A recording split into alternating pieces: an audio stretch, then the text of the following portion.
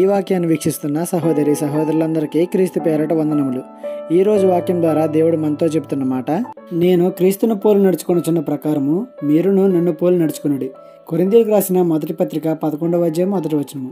ఇప్పుడున్న సంఘ కాపర్లు, పెద్దలు, సభ్యులు సంఘం విస్తరించాలి, సంఘ సరిహద్దులు పెద్దవి అవ్వాలి, సంఘానికి ఎక్కువ మంది జనాలు రావాలి అనే ఆలోచిస్తున్నారు. ఈ పిచ్చిలో పడిపోయి ముఖ్యమైన విషయాన్ని మర్చిపోతున్నారు.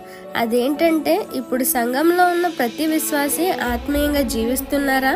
ఎటువంటి మచ్చ కలంకము లేకుండా జీవిస్తున్నారా? దేవుడు జీవించమన్న విధంగా జీవిస్తున్నారా అనే విషయాన్ని ప్రతి సేవకుడు గుర్తించాలి. సంఘం విస్తరించాలని ప్రార్థించడం కాదు, కట్టబడిన సంఘం త్రోవ తప్పకుండా రాకడ వరకు జాగ్రత్తగా ఉండాలని దేవునికి మొరపెట్టాలి. తర్వాత సంఘం విస్తరించాలని ప్రార్థించాలి. పౌలు గారిలాగా ఇప్పుడున్న సేవకులు చెప్పగలరా? చెప్పలేరు. ఎందుకంటే వారికి లోకంపై ఉన్నంత ఇంట్రెస్ట్ దేవునిపై లేదు. నువ్వు నీ సంఘం పరిపూర్ణమైన మారు మనసు లేకుండా ఎన్ని మీటింగ్స్ పెట్టినా, ఇంకెన్ని పరిచర్యలు చేసినా వ్యర్థమే. పరిపూర్ణమైన మారు మనసు లేకుండా ఒక ఆత్మను రక్షించడం చాలా కష్టమని గుర్తించండి. ఈ చిన్న సువార్త పరిచర్యలో మీ సహోదరులు. God bless you. ఆమేన్.